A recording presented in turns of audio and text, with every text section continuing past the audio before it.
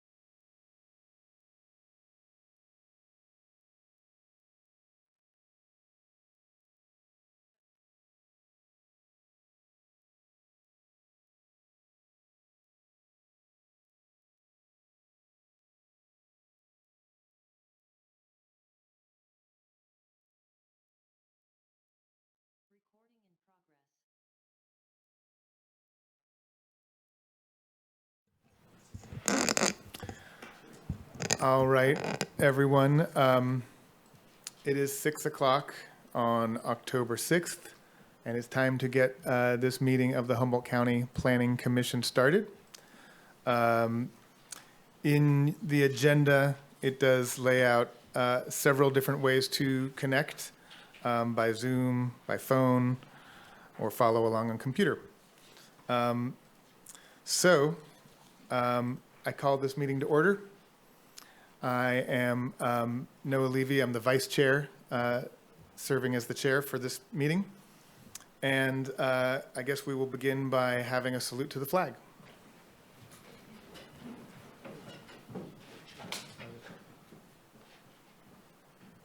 I pledge allegiance to the flag of the United States of America and to the republic for which it stands, one nation, under God, indivisible, with liberty and justice for all.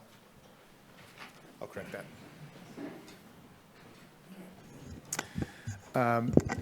Before we get the roll call vote, I just want to make a quick correction. I was the vice chair, but Chair Alan Bongio has stepped down as chair prior to this meeting. So as of now, for this meeting, I am the chair of the commission. And now, Tripp, could we get a roll call vote, or a roll call of the commissioners present?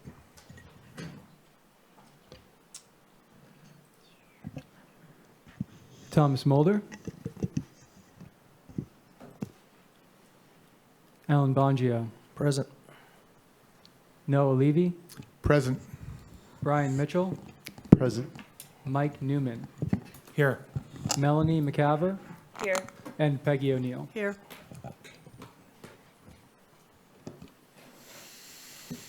Okay. 6 commissioners present. We have a quorum. The next item is agenda modifications. Mr. Director, can you tell us if we have any modifications to tonight's agenda? There is only one agenda modification that we're going to bring forward, and that's to item G1, Crystal Kings Farm. They have asked for a continuance to the meeting of October 20th, and so what we would like is a motion on that. You will probably want to see if anybody wants to speak to the continuance, but I know the applicant's in agreement with it. Okay, sure.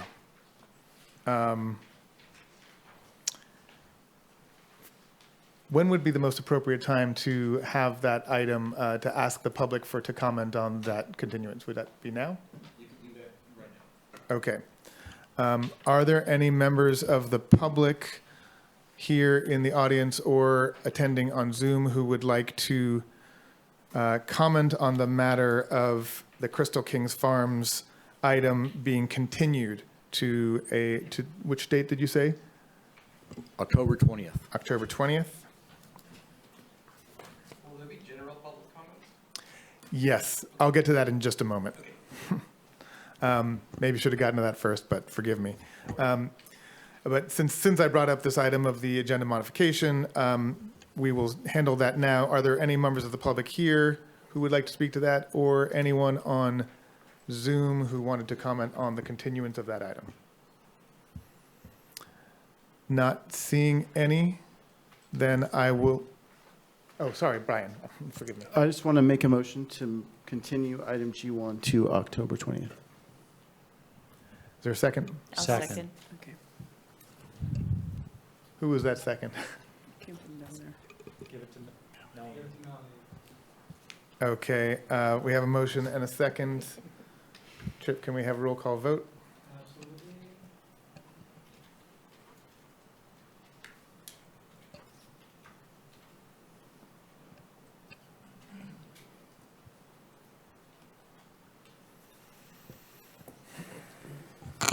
Alan Bongio, Yes. Noah Levy, Yes. Peggy O'Neill, Yes. Melanie McCaver, Yes. Mike Newman, Yes. and Brian Mitchell. Yes. Okay, that motion is approved unanimously.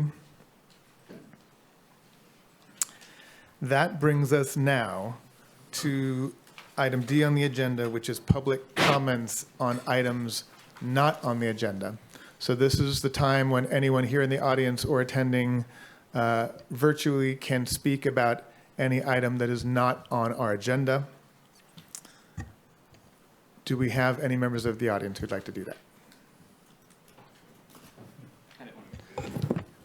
Yes, please approach the podium. Yes. Just go ahead. Yep, we have 3 minutes. All right. I'm going to go ahead and read it just because otherwise I'll mess up and I'll forget to say things. Planning Commission public comment. Hello, Planning Commission Chair. Thank you for the time to speak. My name is Donnie Creekmore, co-founder of Lost Coast Populist News and Opinion, lostcoastpopulist.com, where I recently authored an article defending Alan Bongio against the wild allegations being levied at his otherwise good name. For the record, I had never heard the name Alan Bongio until I began seeing articles flow through lostcoastpopulist.com. You see, at Lost Coast Populist, we aggregate all of the local media into one space. So when multiple sources began jumping on the Alan Bongio as a racist bandwagon, I felt compelled to take a look at what all the controversy was about. You know, it was pretty surprising to me when after what the 15th article I read on the subject, and not a single publication had either embedded the video of the event or at least linked back to it. Nope. I had to find it myself, and it took 6 hours of my time in life that I'll never get back, watching 3 hours of a meeting twice, trying to find the racism. My second viewing is when I realized what was happening. Alan had the audacity to speak honestly and openly about his frustrations with the situation gone awry. He was candid as he pointed out things that didn't seem right to him. And frankly, they don't sit right to me either. He had the audacity to speak his mind. And in an effort to clearly to abbreviate having to say the 3 separate tribal names, he chose to say the word Indians. Wow. Well, a newsflash, Humboldt County, the word Indians is not the same as saying the N-word. And we know that because if I were to actually say the N-word, no one would have any question that that a bigot, a racist is standing before you. But I can sit here and say Indians, Indians, Indians, and it's not a big deal at all. No one's even shaking in their seat. It's because it's not racist. And I know it's not racist because I'm actually a Cherokee citizen. I indeed, right here, just so you don't have to question it, is my Cherokee card. I'm a Cherokee Indian. I'm a passing Anglo-Saxon looking Cherokee Indian. So, you know, people might think that I'm racist because my skin's white. And that also opens me up for the same kinds of things. And that's the kind of stuff that makes it egregious to me. And so the things that really I want to say is that this is completely insane. Not only did he fail to show any semblance of racism, in my view, as a full-fledged Indian, but I also failed to see him being even insensitive. He just called it like he saw it, and that is what triggered them. Maybe Alan had some points, but it seems like I'm the only one who cared to comment back and to actually look into those points, okay? And to see the local tribes accept the woke leftist ideology of weakness that is infecting so much of our society is almost as hard to take as then seeing Rex Bone throw Alan under the bus, requiring equity, diversity, and inclusive training. It's absolutely insane. But again, accept any of these titles, Native American, American Indian, Indian, it's all the same to me, and it should be all the same to any and every tribe member. Thank you. Thank you so much. Thank you for your comments.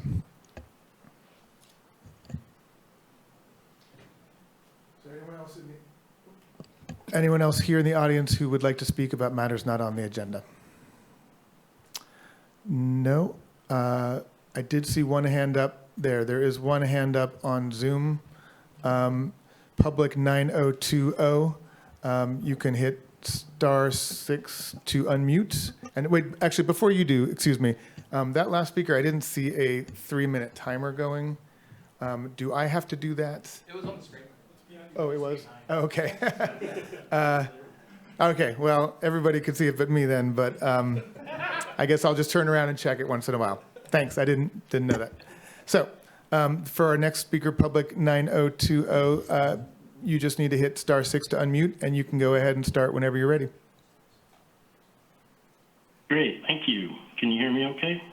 Yes, we can. Thank you. Yeah, this is Andrew up in Trinidad, and I'm calling for an item that's not on the agenda. I'm actually requesting that Alan Bongio resign from the Planning Commission, and it really has nothing to do with the item that's on the agenda tonight. I do thank the Planning Commissioners for bringing that item, and I do look forward to hearing the testimony and debate over that item.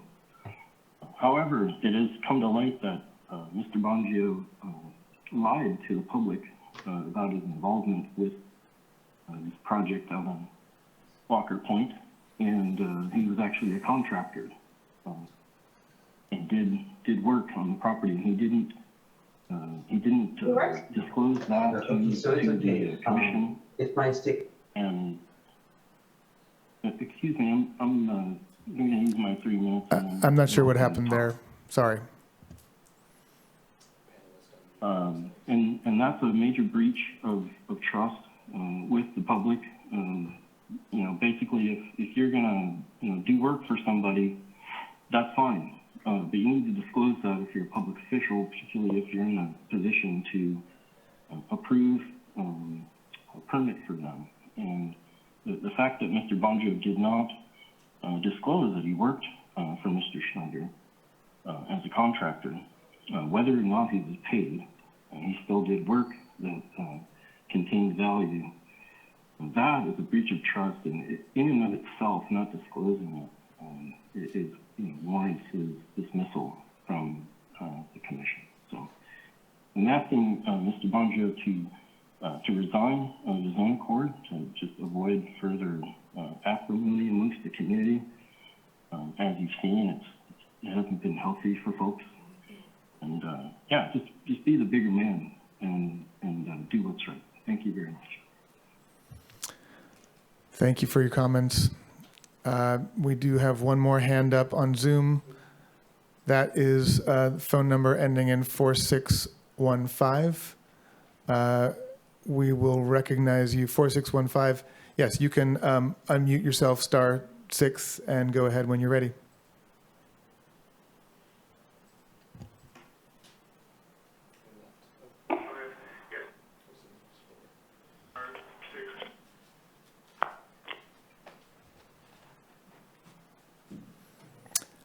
Uh, 4615, you can talk now. Hello? Yep, we can hear you. All right. Hey, Dennis Mayo calling, and I didn't know exactly what your format was, but I hear you're talking a little bit about Alan, and I just wanted to call to say that, as before, this is a time for learning. This is a real opportunity to learn. There are some things that are happening constantly in our planning processes where we have 11th and three-quarter hour, appeals and appeals again. We have to really work on getting those things sorted out. I am not going to stand up and support what Alan said, although I know the frustration. I can also say, and hopefully some of you on the board could verify this. I think you know the man. if it had been Baykeepers, if it had been Fish and Game, if it had been Epic, many different types of groups that had come with this same last ditch effort, if you will, I think the frustration would have been spoken to the same way. And I think that it's good to have hard conversations, and it's good to not accept language that is offensive. And I think Mr. Bongio has showed a yeoman's effort in letting everybody know he understands that. He has been an outstanding member of this board, this commission, and I would just like to have you work together to make things work for the entire board, and I think he's an integral part of making things work. So thank you. Thank you. Okay. Is there anyone else who wanted to make a comment about a matter not on tonight's agenda? Seeing none, I will close public comment. And before we move on to the next item, I just wanted to have us recognize in our notes that Commissioner Alan Mulder has entered the meeting and is now present. Did I say Alan Mulder? Sorry, I meant Thomas Mulder. Thomas. Whoops. Sorry. Okay. Natalie, would you prefer we did a roll call vote? Yeah, Or a roll call for the would Thomas? that maybe be cleaner to do another roll call vote? Okay, so yes, Tripp, could you take a roll call vote?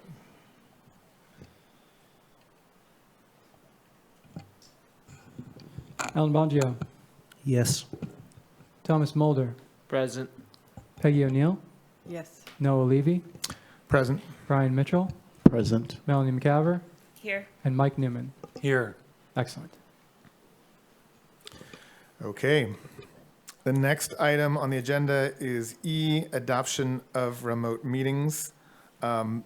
This is a standard motion that we make about every month that enables us to continue to have hybrid meetings under an emergency order of the state. Can I get a motion about this?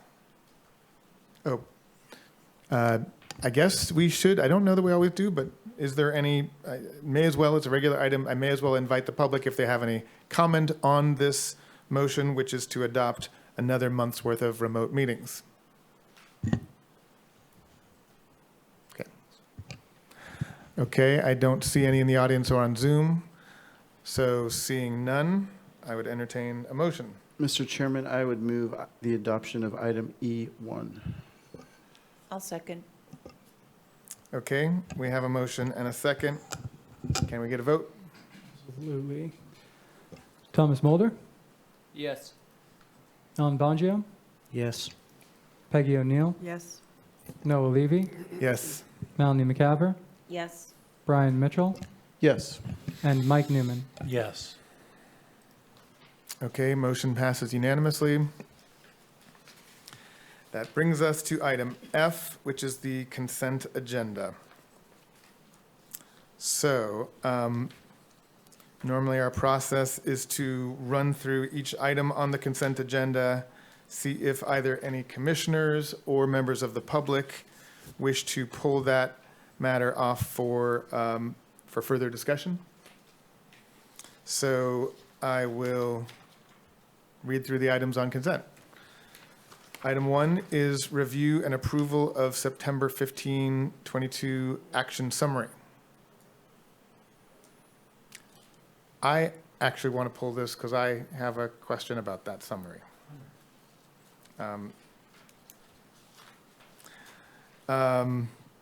Number 2 is Davies lot line adjustment and zone boundary adjustment in the Fickle Hill area. Anyone in our audience or on Zoom wishing to pull that matter from consent? Nope. Seeing none, then we will leave that on consent. Item 3 is the James Alves parcel map subdivision in the Humboldt Hill area. Any commissioners wishing to pull that for discussion? Anyone in the public? Seeing none, then we will leave that on consent. Item 4 is the Hanson Family Agricultural Preserve in the Ferndale area. Any commissioners wish to pull this? Any members of the public? Seeing none, then we will leave that on consent. Item 5 is the Diane Lavelle Usery Parcel Map Subdivision and Coastal Development Permit Extension in the McKinleyville area. Any commissioners wish to have this discussed? I do see a hand on Zoom, so we will pull this item off the consent calendar and have a further discussion of that.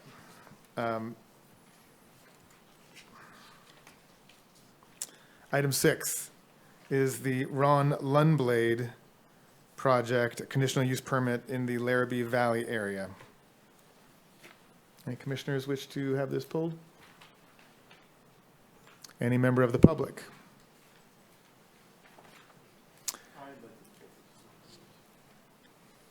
Okay. We will remove item 6 from consent. Oh, Just for clarification for members of the public, maybe I don't know if it'd be appropriate to announce or enunciate that the projects are actually up for denial. I believe that last project was up for denial. So just to clarify that, I think there's more than one up for denial on the consent.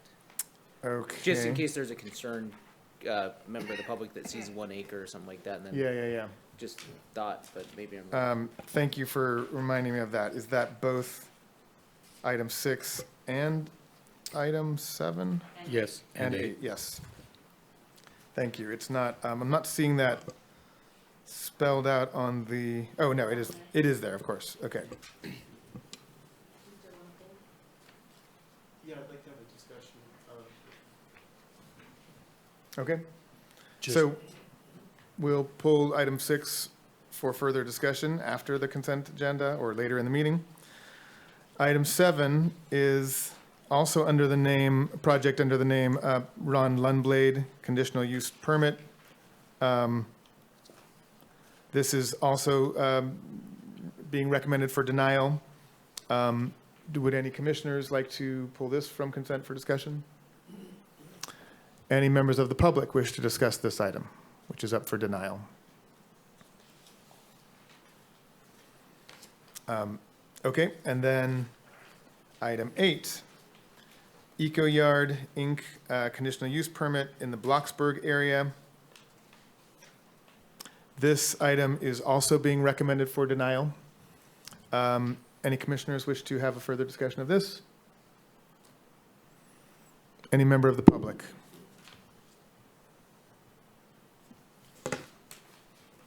Okay, seeing none, we will leave that one on consent. The last, nope, there's 2 more. Item number 9 on the consent calendar is the Healing Sun LLC conditional use permit in the Eddersburg area. This one is recommended for continuance. Wait, oh, sorry, it's being continued, yes. This one is being continued, but we could just deal with that as the consent, on the consent calendar. Yeah, being continued. Thank you for pointing that out. I'll take all the help I can get at this point, guys, so feel free. Keep me steering straight.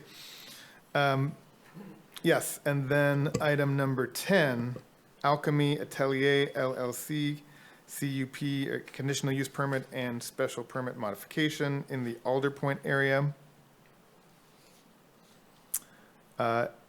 This is being recommended for approval. Any commissioners wish to pull this for discussion? I do see one member of the public on Zoom that wishes to have this pulled, so we will pull this one for later discussion. Okay, so that completes the list of items on the consent calendar. Looks like we have That leaves items number 2, number 3, number 4, number 7, number 8, and number 9 on consent. Is that correct? Chair, I believe 6 remained on 2, I pulled that one. or, okay, no, or 7, right. Yeah. 6 was pulled by Commissioner Mitchell. Could I get a motion? I'd like to move items 2 through 4 and 7 through 9 on the consent calendar. I'll second. Okay, we have a motion and a second. Tripp, could we have a roll call vote, please? Absolutely. Peggy O'Neill, Yes. Brian Mitchell, Yes. Noah Levy, Yes. Alan Bongio, Yes. Tom Smolder, Yes. Melanie McCaver, Yes. and Mike Newman. Yes. Okay. So that is unanimously approved. That brings us to Section G of the agenda, public hearings. We had only one item under public hearings tonight, and that is the item Crystal Kings Farm, which we already dealt with. They were seeking a continuance. We've already handled that. So then we move to Section H, items pulled from consent. So, let's see. The first one was the action summary. First one was the action summary, which I pulled. You can pull it up on the presentation computer, Eric. It seemed to me, I looked at this action summary, and it had, for September 15th, it had item number 2 on the items pulled from consent was Crystal Kings Farm LLC, and it read as though we, it read as though we had a 5-0 vote to approve it. Now, I just noticed this at the very last minute before coming into the meeting, so I didn't have a chance to go back and review the video of what happened, but I think what we must have, Continue it. we must have voted to continue it, Yeah. but in the summary, it appears as though we approved it. Am I reading that correctly? Yes, you are. Okay. Would you like to direct me to fix it, and we'll have it appear on the Yes, next I'd agenda? like to direct you to fix that and bring it back to us next Well, month. could I offer, rather than bringing it back, Oh, okay. to just say Oh. motion was made to continue to the meeting of October 6th? That's cleaner. Yes, we can take care of it right now. So that is what happened, right? We had Correct. that discussion. We made a motion to continue it. So if we could just make that correction and then vote to approve this. Absolutely. So with that correction, can I get a motion to approve this action summary? Unless anyone else has any other comments or questions about it. So moved. I'll second. Okay, we have a motion and a second. Good point. I should probably ask for public comment. Does anyone in the public wish to comment on this action summary of the September 15th meeting?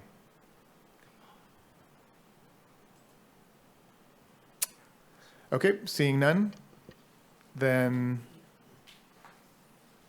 we can just keep the motion and the second that we had.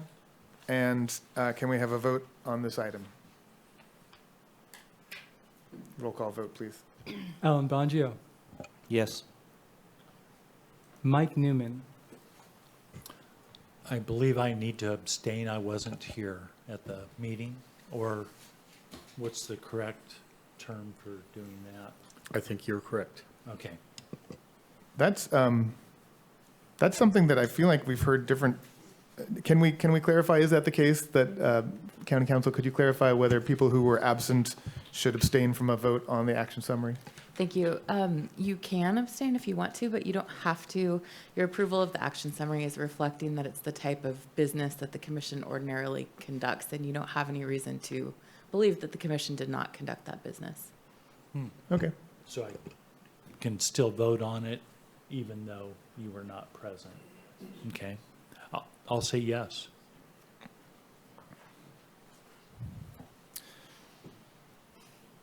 Noah Levy, Yes. Brian Mitchell, Yes. Melanie McCaver, Yes. Patty O'Neill, Yes. and Thomas Mulder. So I'm abstaining on this one, being as I wasn't present and nor did I watch the video, so I trust you, but I'm abstaining for that matter. Very reasonable, fair enough. Okay, so we have a vote of 6 in favor, no opposed, and 1 abstention. Motion passes. Okay. That brings us now to item 5. Was this the one that was, I believe this was pulled by a member of the public? This is the Diane Lavelle Usury Parcel Map Subdivision. I believe I see the same hand raised. It is sometimes our practice to ask the person who asked for it to be pulled whether they have any simple questions that could be addressed in lieu of a full staff report. So I guess I'll go ahead and take public comment on this item. Or Just ask them. I'll just if ask they- that person. Okay, so the person who asked for it to be pulled is Tony Heacock. You may speak. You may unmute yourself, sir. Hello, thank you for taking my comments to the commission. My name is Tony Heacock, and I and my family purchased the property 2471 Tom Road, which is adjacent to this proposed project. And after spending 3 winters at the property, it's become apparent to me that this area is hydrologically challenged at draining during even the smallest of stormwater events. There is ponding that typically occurs even at a 1/4-inch event at the corner of Daffodil and Eucalyptus. And with my property being the lowest in elevation in the area, my concern is that future development, if not planned properly, the runoff could contribute to even more of a problem for this property to stay above water. So previous landowner had raised the foundation to try to mitigate the issue. But nevertheless, I just wanted to make it clear that I did have a concern. I don't have any grading plan yet to review to determine exactly how the planning will take place for stormwater diversion or management. But I did want to make my concern apparent to the commission. And in summary, I do support the project. I'm not opposed to the development. I just want to make it clear that there is an existing issue with stormwater runoff. My property is the most subject to the issue if it were compounded. And I would just like to make it known that, yeah, there is a concern, and I would prefer that whatever designs are put in place are potentially able to redirect all stormwater to potentially the McKinley Community Services property to the south. It's already a wet area, and I don't think there'd be any problems that they would have if there was some additional stormwater running onto that area. It's already infiltrating water from their project. So yeah, and I think that's about it. And I thank you for your time. Thank you. Okay, with that said, is it the wish of the commission to have a staff report on this, or do you have, you'd like to, Commissioner Mulder? I'd just like to turn everyone's attention to page 2 in the executive summary, and where it says drainage. Preliminary drainage report has been prepared and was reviewed by Public Works. The Public Works conditions of approval for the project required that the applicant submit a complete hydrologic report and drainage plan for their review and approval prior to map recordation. The applicant has proposed low-impact development techniques to comply with the State Water Board's Phase 2 Small Municipal Separate Storm Sewer System MS4 program. In addition to the project is required to comply with Section 3310.5 of the McKinleyville Community Plan, which states development shall only be allowed in such a manner that downstream peak flows will not be increased. I feel that When I read through the executive summary, I didn't read the rest of it, but I think that covers that concern. Thank you, Commissioner Mulder. Commissioner McCaver. Yeah, also in 1.8C, there's a language to specify that the applicant has to dedicate a non-exclusive easement for drainage purposes for the parcels. And, you know, I don't know how other commissioners feel about that, whether we'd like to see where that would be in relation to what the public comment was, or just trust that, you know, that is in place, and we're going to assume that it has to go through all of the proper approvals. Commissioner Newman. Brian was first. Thank you, Mr. Chairman. I just wanted to point out that this is just an extension. This has already been approved by the Planning Commission. We look through all of the things and make the findings. This extension specifically says that there's no change to the original project. Another thing that's been brought up by the public comments has brought up new information or an indication that circumstances have changed such that we would need to discuss it further here. Thank you. Commissioner Newman. I would just like to see a little clarification by staff about where the drainage is going, given a new owner that has been there 3 years. I'm not sure when this first went through. It looks like 2019. So that's been 3 years. So it's about that same time maybe that this caller had acquired his property down below there, maybe unbeknownst to having this approved at that point or just after. Now he's observed a little bit of the flow in that, and his concern, I believe, maybe we could take a look at that.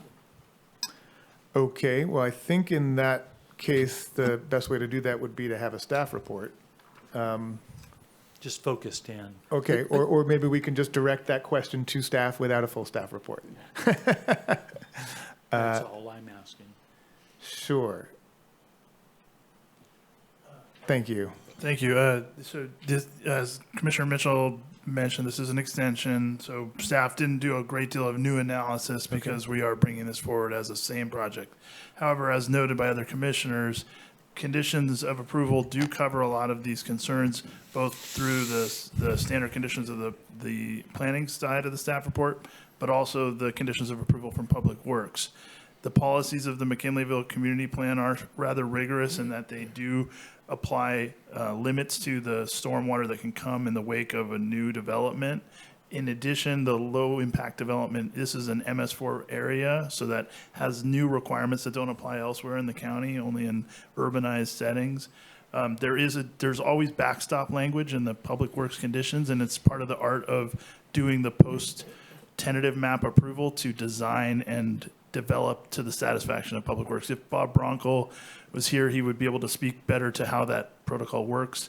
I think what I'm hearing that might be helpful is to engage with this neighboring property owner, to have them in the loop so that they could have perhaps a voice on making sure that things are designed in a way that's sensitive to the local setting. I think the director wanted to mention. Yeah, if I could, I want to just remind the commission that, you know, a map process is called a tentative and a final map.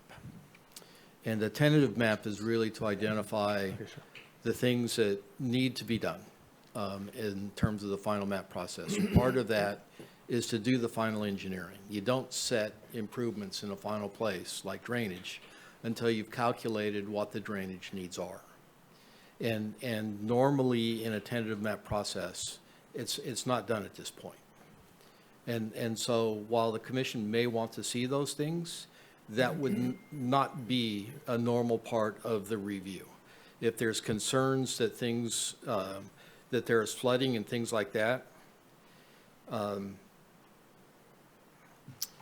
then,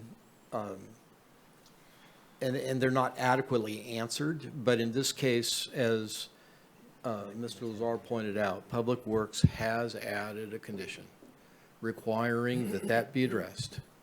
And so before the final map can be approved, before the improvement plans are approved, a couple of things will happen. It will be clear that there's no additional drainage coming off the site.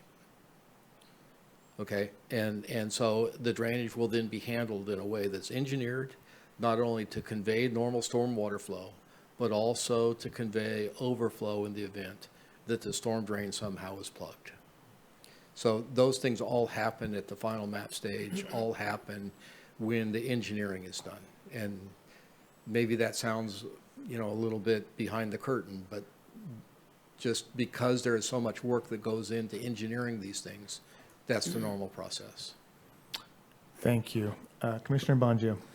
I was going to say exactly what the director said, but also to answer Mike's question, the LID program will address that, and it will keep the water on site. So water won't be allowed to go to the neighbors. That's what that whole program does, or I don't know if you call it a program, but that process. So, it'll be addressed there. Thank you. That sounds great. Thank you.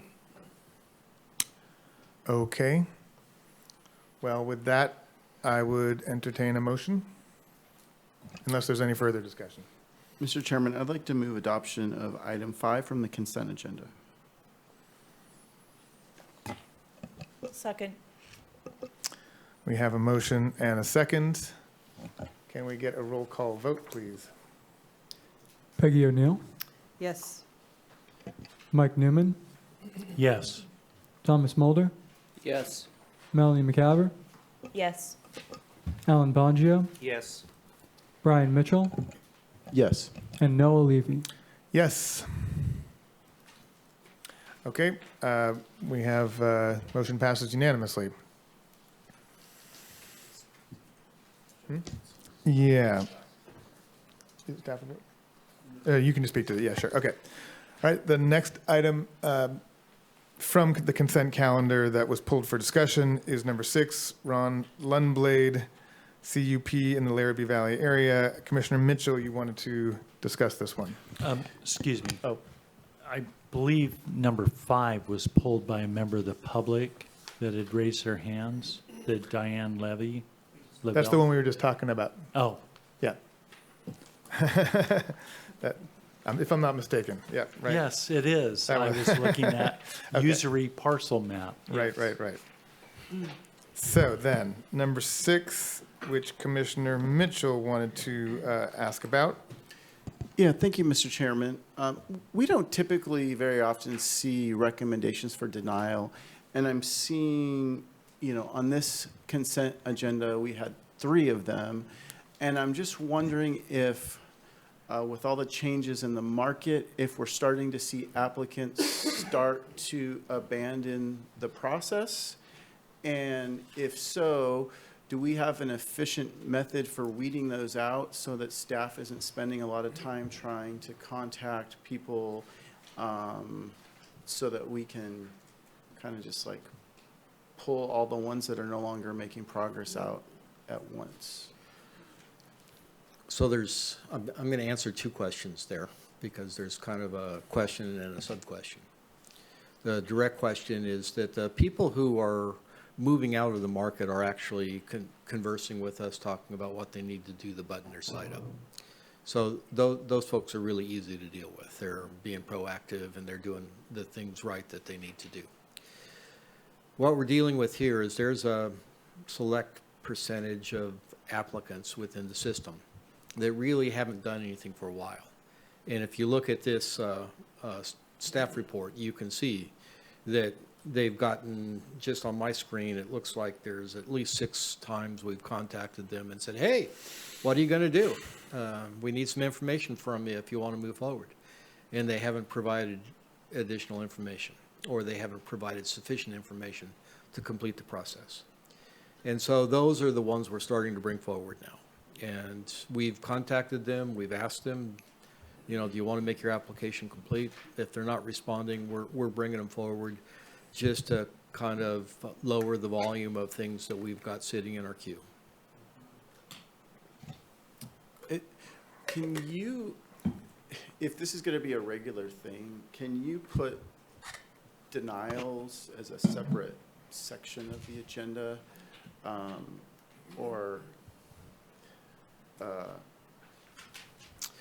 That's just a question. Think about it. The other thing is. We'll have the denial agenda. The other thing is, if it's been so long, do people still qualify potentially for the 1.0? Or at some point, do we say, you've had long enough, go ahead and reapply under 2.0 if you want to? Well, that's some of what what's happening with these, Commissioner Mitchell, is that basically it's gotten to a point where they're not making progress. They've demonstrated they're not making progress, and the fact that they didn't show up tonight to even contest this really is an indicator of how the communication has been going. And so there are a number of these, and we want to do this efficiently and effectively. And one of the things that we have talked about doing, and we're kind of waiting to see with the first few how this works out, but is writing one staff report for, multiples of these. Yeah. So that we can just bring them forward. But as you can see, there's, we wanted to make sure the commission's aware that we really have tried to contact these folks a lot. We spent a lot of time and effort to make sure that they had the opportunity to stay in the system. And they really just have not been responsive. And so our past experience has been when we've brought some of these forward, it hasn't been for a while, but is that suddenly people show up at the commission and say, oh, wait a minute, I want to keep my application active. And so that has been the outcome of some of these in the past. And so we wanted to see what was going to be happening with these before we got too far down a road thinking that we're really going to be able to do this fast. Okay, thank you. Commissioner O'Neill. Procedurally, why do they even have to come to us for denial? Why can't they just be denied within your department if they're incomplete? Well, that's a great question. And frankly, one of the concerns that you have heard from certain members of the public is that the zoning they do require public hearings for action. So, but it could be done at the zoning administrator level, and I don't mind doing that at the zoning administrator level. I appreciate you bringing that up. If it is the commission's pleasure, we'd be happy to take these to the zoning administrator. All right, I would agree with that. I mean, if they're so far out that they're not, I mean, if it was close and there was just a, simple issue that, they thought they had complied and you didn't, but when they're totally incomplete, I don't know why they need to be on our agenda. It's great.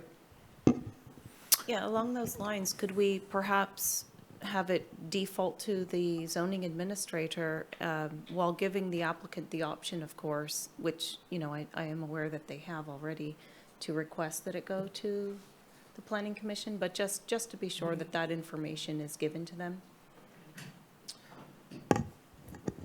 Well, oftentimes, what would happen is that they wouldn't come up until the hearing. So we would have noticed it for the zoning administrator. And then we would then have to renotice it for the planning commission. And frankly, a lot of these folks aren't paying fees. We're taking a loss on it.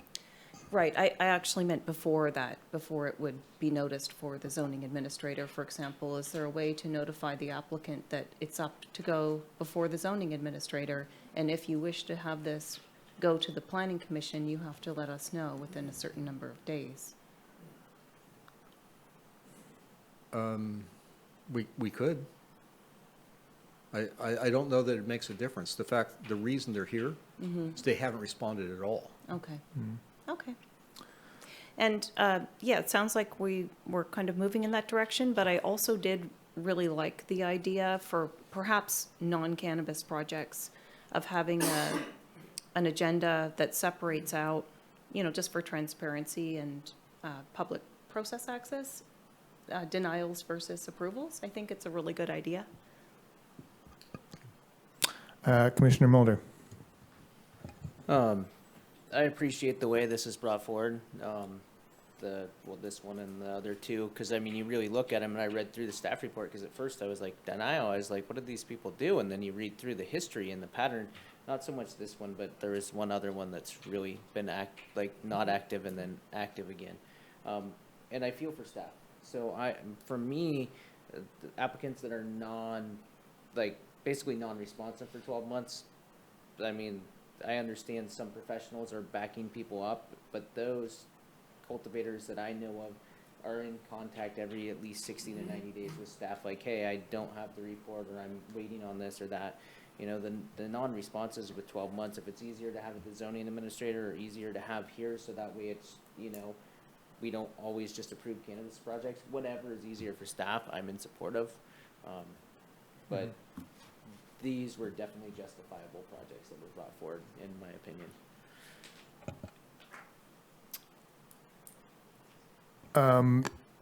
Yeah, I will speak just real briefly to, you know, I could see a couple reasons. I mean, I'm not strongly attached to the idea of whether it should come before our commission versus the zoning administrator, but I could see a couple of reasons why we might wish to have it come here, as long as we're not spending a great deal of time on it. One is just, as Thomas said, you know, it allows us to show the public that we don't just always approve cannabis projects, and these ones would be ones that we're denying. But maybe more to the point, it also just sort of keeps us in the loop a little bit more on the phenomenon of how many of these projects there are that are getting sort of abandoned midway through completion. So it could be that you do those items at the zoning commissioner, at the zoning administrator level, if it's more efficient for staff, if it makes more sense for the staff and applicants, and it's only elevated to us if it's contested. But we also could have them come here. I guess I could see the argument either way, is what I'm saying. So do we have a clear recommendation about this, or what would you say to that, I would Director? offer you a recommendation. If anybody contests it and staff still believes it should be denied, it will come to the Planning Commission. For those that there is no contest, it'll go to the zoning administrator. That seem fine with everybody? I like that idea. Just efficiency. Yep. And then if there is a bunch at one time, at one meeting, maybe they could be just gathered into an area of of our agenda where there's all denials in an area, and then all the other things there. So it's easy to see that they're being denied, being brought forth to us as denied. Yeah, I think if there could just be some mechanism for periodically reporting to us about how much that's happening, or what is happening at the zoning administrating level. Thank you. Absolutely, we'll do that. Commissioner Mulder? Some of us find it a hobby to look at the ZA's agenda and sometimes even listen in, but not Right. comment. Just throwing that out there as an idea. Sure. Well, I'll make a motion if we're Yeah, ready. we still need to handle this item, number 6, Ron Lundblade. Oh, I'm sorry. Yes, you're right. We should have asked for public comment probably a while ago, but yes, do we have public comments? Any member of the public wishing to comment on this item, Ron Lundblade, CUP in the Laramie Valley area? Seeing none, then I would entertain a motion. All right, I'll motion that we adopt a resolution that finds this project, application number PLN-12543, conditional use permit, statutorily exempt from the CEQA per section 15270, and find that the applicant has not provided sufficient evidence necessary to make the required findings for approval. This supports the And- staff recommendation to deny the permit. Thank you. I would second that. We have a motion and a second. Tripp, can I get a roll call vote, please? Absolutely. Thomas Mulder, Yes. Peggy O'Neill, Yes. Brian Mitchell, Yes. Alan Bongio, Yes. Noah Levy, Yes. Mike Newman, Yes. and Melanie McCaver. Yes. Okay, motion passes unanimously. That brings us to the last item that was pulled from consent. That is Alchemy Atelier LLC, conditional use permit and special permit modification. I believe it was a member of the public who asked for that to be pulled. Is that person still in attendance, and would you like to comment on this item? I don't think I made a note of who it was. Public 7108. It was 7108. That's Bonnie? Yeah. Public 7108, would you like to comment?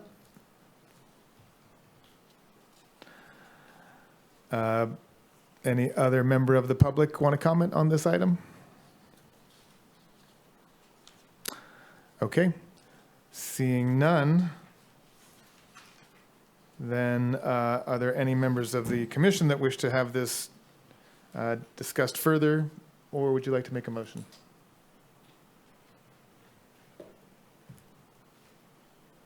Oh, sorry. I do see the hand went up now, so maybe there was just a technical difficulty with the hand for Public 7108. You are unmuted if you can press *6. Okay, I think I'm unmuted. Can you hear me? We can hear you, Bonnie. Yes, thank you. Okay, thanks. I live off the Starville Loop. I've been here for over 40 years, and this is just another grow, which was part of Tooby Ranch. If you look at the watershed planning map, you can see there's a whole lot going on. My concerns are, well, I couldn't see on the plot plan where the well was, but I have a question of how many wells are there up there? I live at 2,800 feet below the top of the ridge, and I'm concerned about all these wells going in, affecting our springs. And I know that there's a geologist that somehow believes that you can take the water out from up above, and it's not going to affect the springs and creeks, and some of these creeks are dry where they used to have water in them. But, yeah, so how many wells in all these different groves are up there? And this is also, it's, I guess, the same amount of square feet, except actually you're adding 1,300 more square feet of propagation and going to light depth, which puts in 2 cycles instead of 1. And driving on the Darkville Loop Road, it's hard to not bounce off of it because there's so many washboards, and the condition of the road has gone downhill with more of these roads, and the county doesn't put any more money in to maintain it. So, yeah, so where's the well? How many are being permitted up there that weren't there in the past? But that's all my concern. Yeah, guess that's it for now. Thanks for hearing me. Okay, thank you for your comments, Bonnie.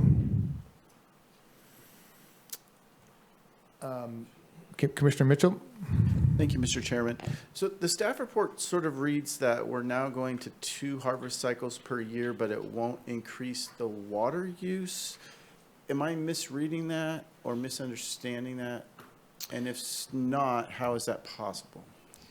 So one of the things that happens when you go from outdoor to light depth is typically in light depth, you're using smaller plants that mature faster. And so you have, yes, 2 harvest cycles of smaller plants, but the irrigation period is about the same. Size of the plant smaller, that doesn't use as much water. And so that's basically why. It's a different style of cultivation. I have a question. Yes, Commissioner McCaver. Thank you. It's a question to the director or the planner, if they're there somewhere in Zoom. I noticed that for some of the water evaluation, it did outline that they would have to adhere to an LSA, and CDFW did ask to have the well evaluated annually, but I don't see that language in our findings under evidence C. And so I was wondering if that was in there somewhere, or, is that something that is in the LSA? Well, the well is not actually a subject to the LSAA. That's not within CDFW's jurisdiction. I would need to go back. Portia, is this yours? Yes, it is. Can you hear me? Yep. Yes. Okay. Yeah, that is true. The well is not part of the LSAA, and there was a well completion report completed for this project for this well in 2019. It looks like.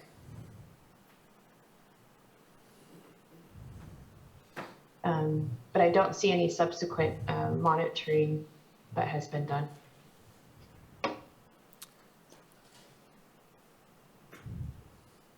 It's in your staff report under water.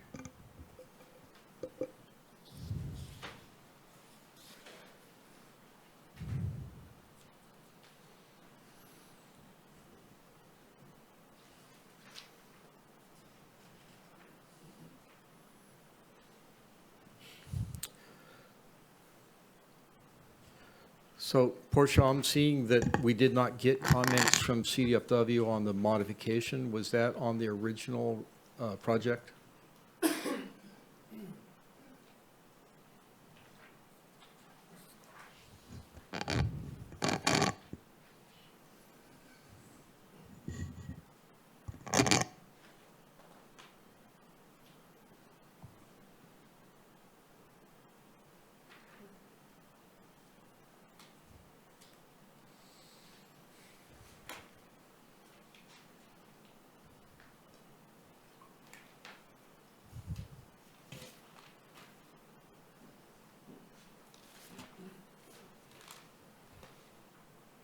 Paragraph 3.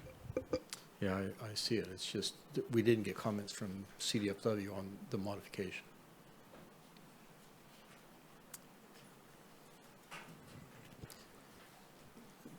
Chair, if I could I ask to have this continued till October 20th? We'll come back with an answer. Sure, we can certainly make a motion to continue it then. Since we've sort of opened the matter though, and I see a hand up, I'd like to open it for public comment before we have that vote on a continuance. I see public, so I'm now opening it for public comment for anyone in the room or on Zoom. I see one hand up who would like to speak, public 9020. Public 9020, go ahead.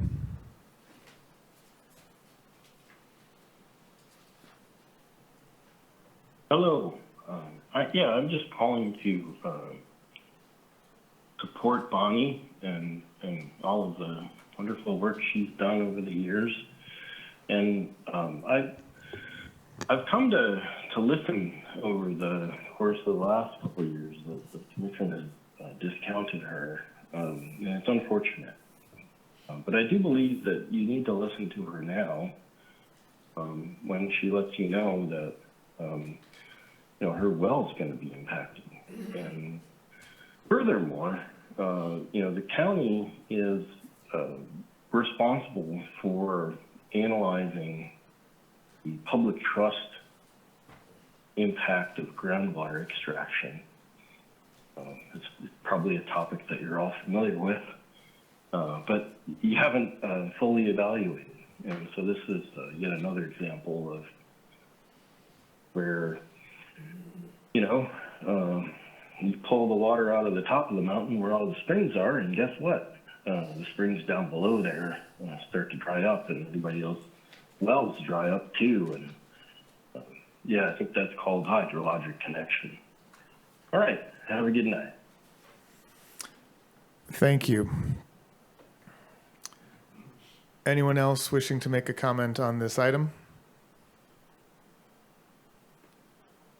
Oh, I'm going to close public comment and bring it back to the commission. Thomas. So I support if we need answers to, come back, but just, there was a question asked by one of the commissioners and there was staff answered, and I just wanted to say, I have seen, not just with myself, with other cultivators actually go from full term and then go to light depth and actually decrease their water usage if they were using like smart pots or something like that. Smart pots are very water consuming ways to grow. Only a couple of things I wanted to note in reading through this. I did note that it seems like this has been existing and this well has been being used to utilize that 141,000 gallons. And I don't believe that there's been, I just want to clarify with staff, has there been any reports of dry wells or anything in the near vicinity of that partial? Not that we're aware of. Okay, so that, thank you for that. That eases my concerns as far as water use being existing and stuff like that, but I do understand that we need clarification, so. I guess with that, I would make a motion to continue it to October 20th, is that Yes. correct? We have a second? We have a motion and a second. Tripp, can we get a vote on that?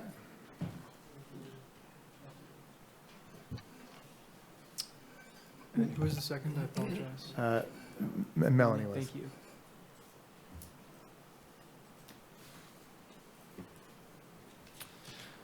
Alan Bongio, Yes. Thomas Mulder, Yes. Noah Levy, Yes. Mike Newman, Yes. Peggy O'Neill, Yes. Melanie McCaver, Yes. and Brian Mitchell. Yes. Okay, motion passes unanimously. And that brings us to the end of items pulled from consent. Well, we do often take a break around this time, so I guess I will have us take a 5-minute break, and then we'll come back into session in about 5 minutes. Recording stopped.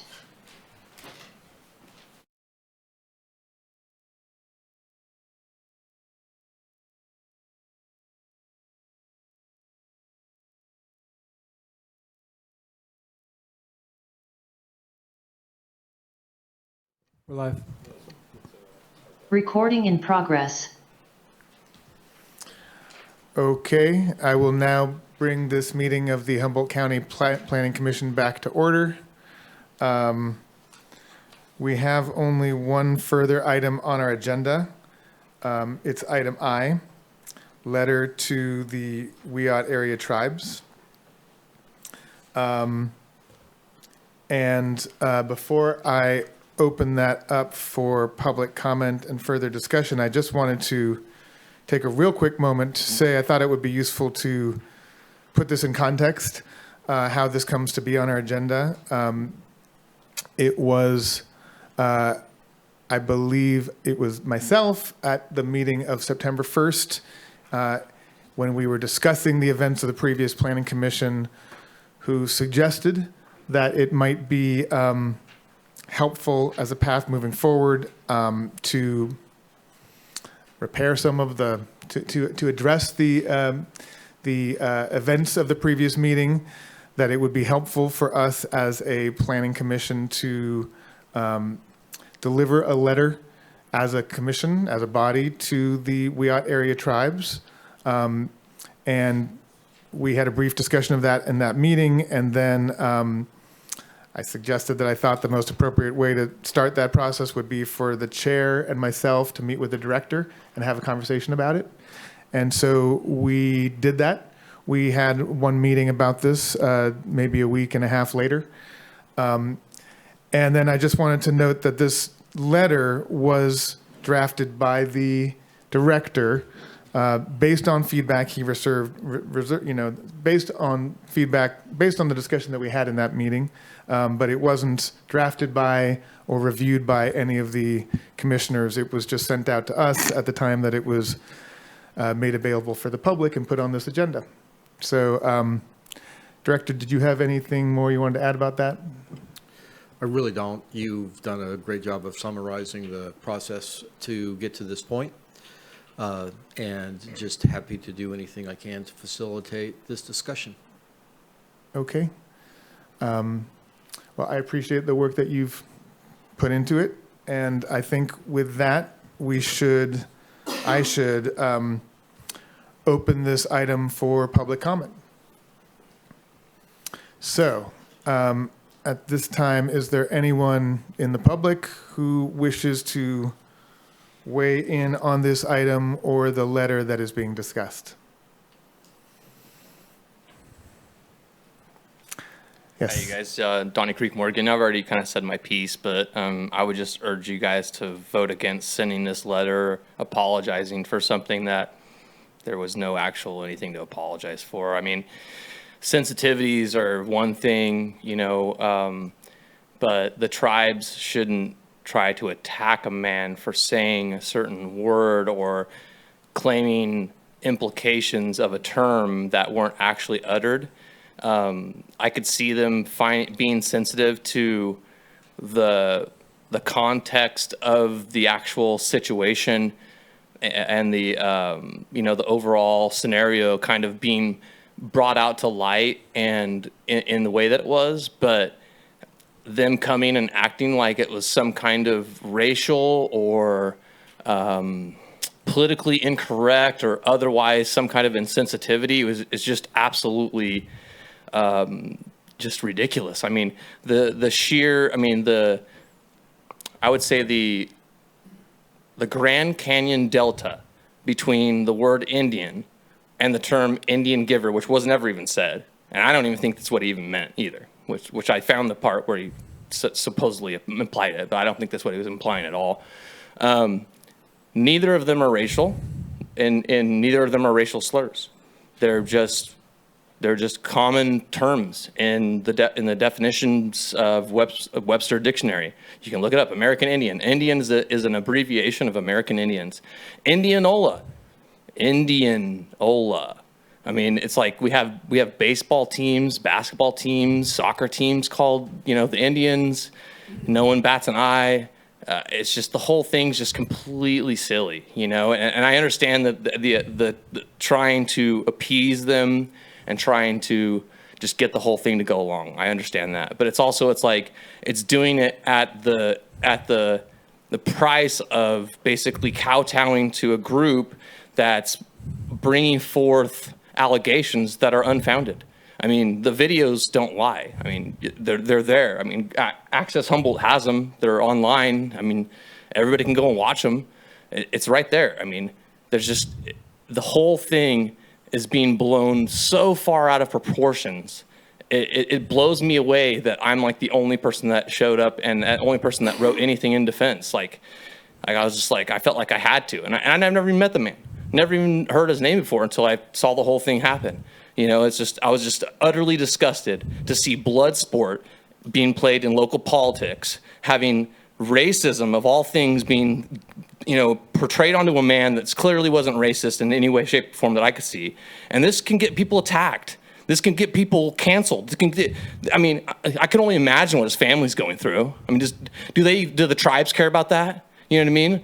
Is anybody going to write him a letter of apology for the shit he's going through? I doubt it. The sensitivity only flows one way, and that's what's disgusting. So that's all I got to say. Okay. Thank you. Okay, I see one hand up on Zoom. That's public 9020. You can unmute yourself and start talking. You have 3 minutes.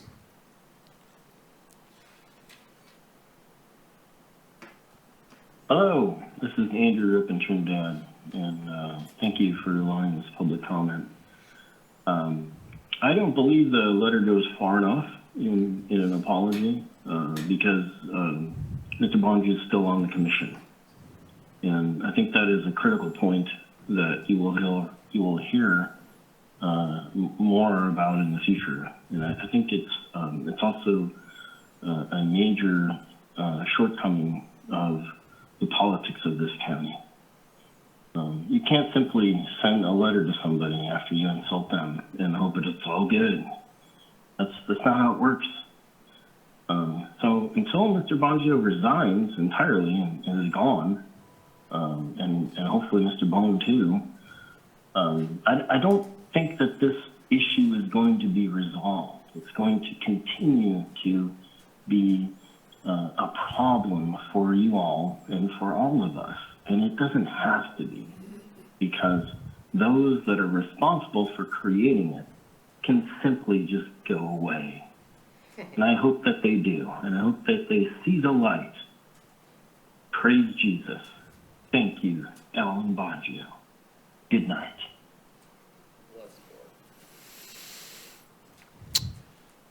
Okay. I don't see any other hands up before I close public comment. Is there any other member of the public who wishes to comment on this item?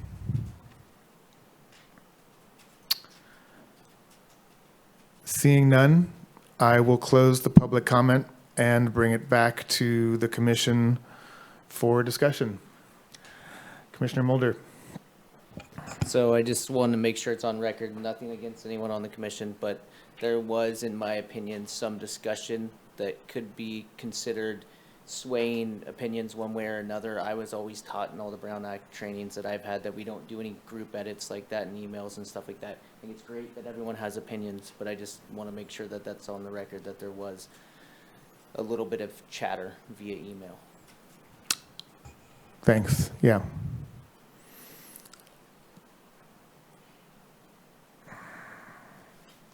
I would like to say something. Yes, Commissioner O'Neill. I just didn't like the way it was written and the way it insinuates that we did nothing, or as a group that we did nothing and that we're all responsible. I don't feel responsible for someone else's behavior. I mean, maybe I could have jumped up and down and but just like, I don't all agree with what you have to say, but I'm going to listen and be respectful. And what am I supposed to do? Jump up and say that's the wrong thing to say? No, I mean, that's his opinion. So I'm fine with a letter. I'm fine with sending something out. I'm just not going to sign something that says that I feel like I'm responsible for something that I don't feel I'm responsible for. I did make my comments at the meeting. It's more than just the use of one word that occurred that evening. There was people being called liars, and that was inappropriate. There was a lot of things that went on that evening that shouldn't have went on, and for that, I don't know who should have stopped us. Who should have been the one that jumped up and said something, and then therefore we wouldn't have to write a letter saying that we're all racist and biased. I'm not racist, and I'm not biased, and I'm not insensitive.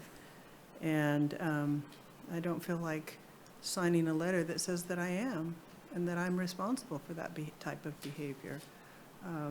Maybe there, sounds like some people still don't think there's a problem with what went on that evening, but there was on many levels, and not just related to the Wiyot tribe, which I, have worked for a number of years, and I would recommend that you talk to them and get their opinion, since you are in the media. And they can explain to you what they thought. It's not just a word, but sometimes it's how you use that word that makes it inappropriate. Or that you lump people together when tribes are very unique. I mean, even though they are Native American people, they are different, and you can't lump them together and just say one group of people, you know, and I think in that regard it was insensitive to use that word the way it was being used, because you have different histories, you have different languages, you have different culture, different experiences that have gone on, and you need to be respectful of that. But even if that is your opinion, as elected officials on this board, we should hold our opinions a little tighter, I think, and be a little more respectful. There were a lot going on that evening that I didn't agree with. I didn't, you know, I went home that night very upset, feeling like I had gone back in time and wondering if everyone really knows our local history. So I'm fine with the letter. I had made a suggestion, a very small change of words.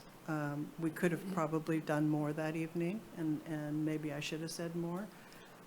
But people are upset, and they do feel that it was racist. I was in a meeting Tuesday, and you know, our elected officials, our federal and state elected officials were there, our supervisors, and this came up. And so it needs to be resolved in a positive way, but you know, I think you'd have to speak to the people. You can send them a letter, and it'll probably just sit on somebody's desk. I think that actually having a sit down with them and saying, maybe they need to explain to you why they feel the way they feel, because I don't feel like yet you get that it wasn't okay what happened that day.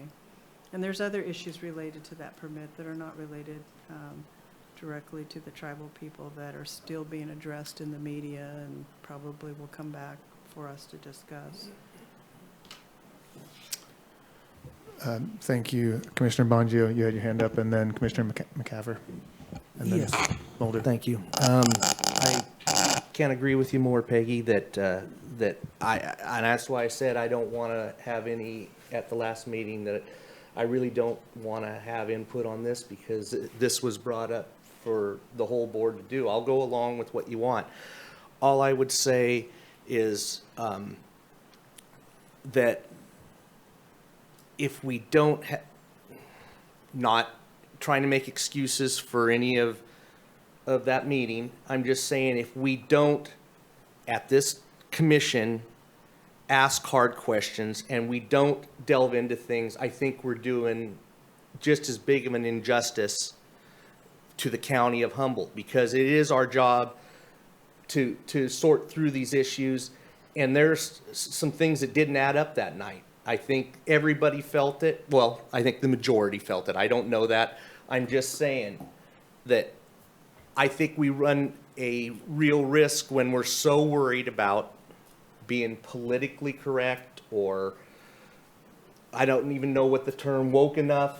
I don't know what the term is exactly that goes over this. I'm just saying we need to have respect in the discourse, and I will say it was not my best night. But well, you know, I'm just trying to be honest here, but I think we go down a really slippery slope if we don't be open to talk about the project and the whole thing, whatever it is, because there's going to be another project that's like this. I can promise you, the way things have been going. So I'll leave it at that. I will, go along with whatever the rest of you, but I agree with Peggy in that she, did voice her opinion. Noah did. Brian may have said something as well that night. I know he did the next meeting. And I wouldn't want to, if I, was one of you, I wouldn't necessarily want to, do that either. So that's where I'm at. Thank you, Alan. Melanie. Yeah, thank you. I had also. Sorry. Okay. I think. Yeah, I just, Sorry, if Chair, we could just- I would like to ask for a break. break? Yeah. Okay. Because I just sense that this could get very, very sensitive, and I would ask you, I don't want to avoid the conversation, but I also am concerned about how this conversation could go. Well, I would like to say what I was going to say.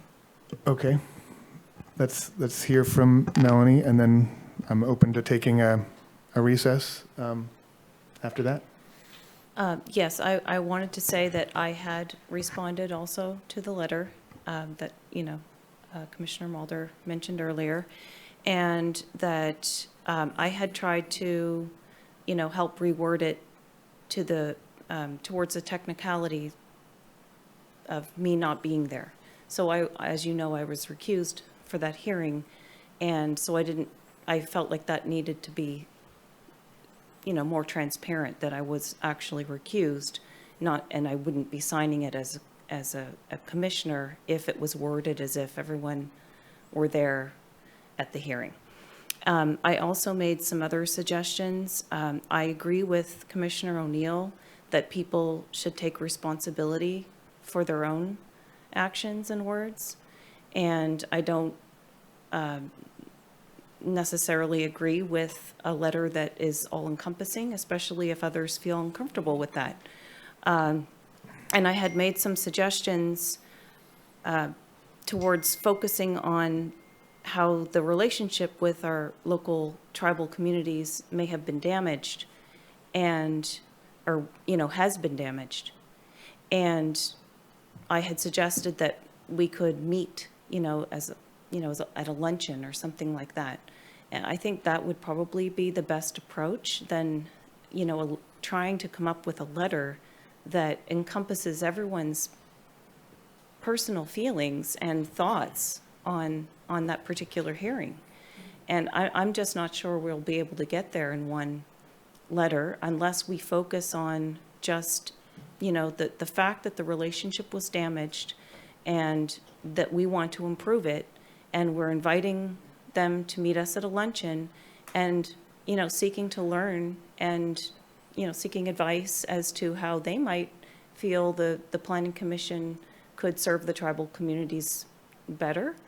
And finally, I had also asked if we could maybe mention that two requests that we, have already voiced. One being that a separate sheet be provided to each applicant that has cultural resources on their property. And, every applicant should be reading their permit conditions. Obviously. And there's no excuse for not reading your permit conditions.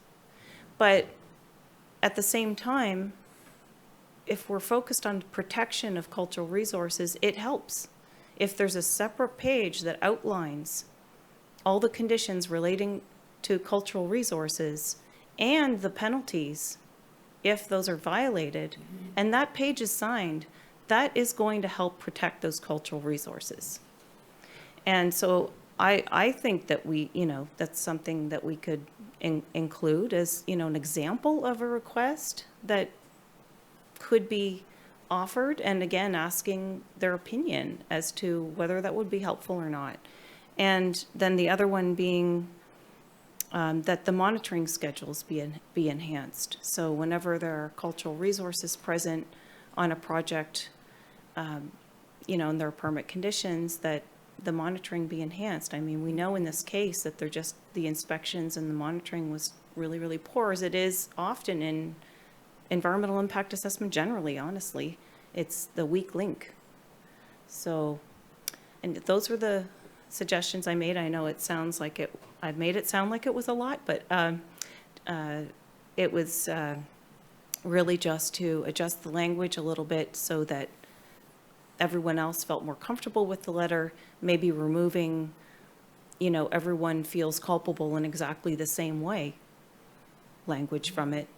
And then it's also not an issue that I was recused. If it's a general letter saying the relationship has been damaged and, we would like to meet.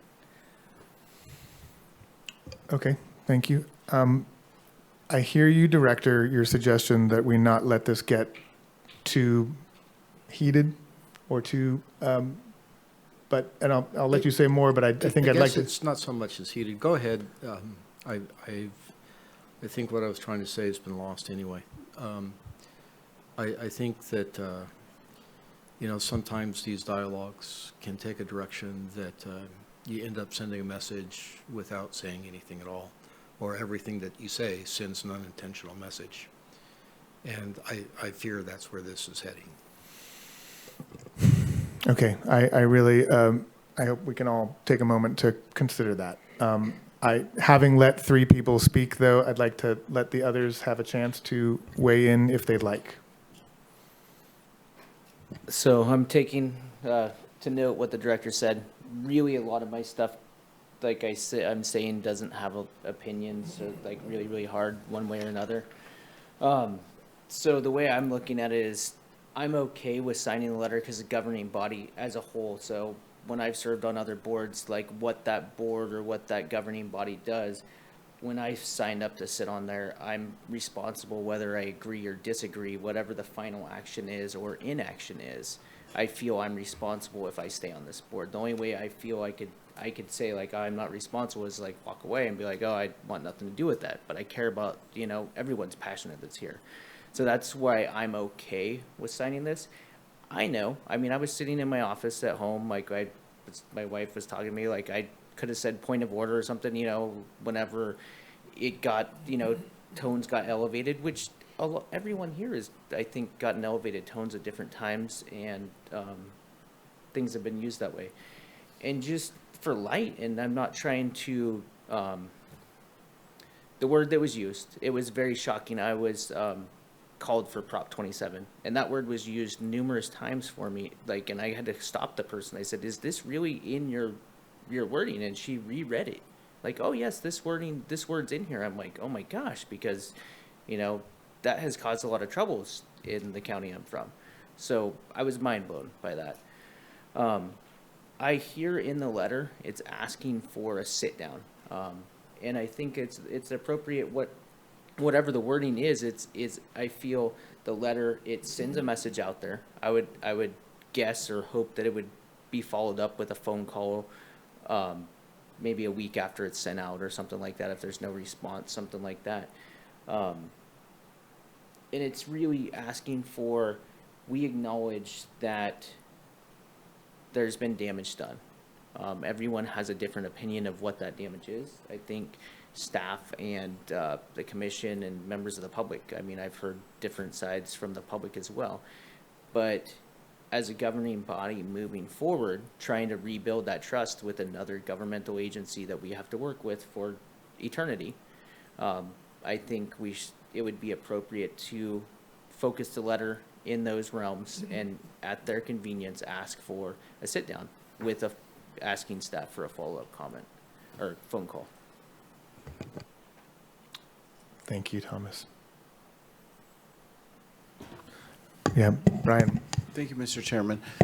I really agree with the edits that Peggy has pointed out. I think with just a little bit of wordsmithing, and you and I had spoken about that, I think it's very important that this letter go out.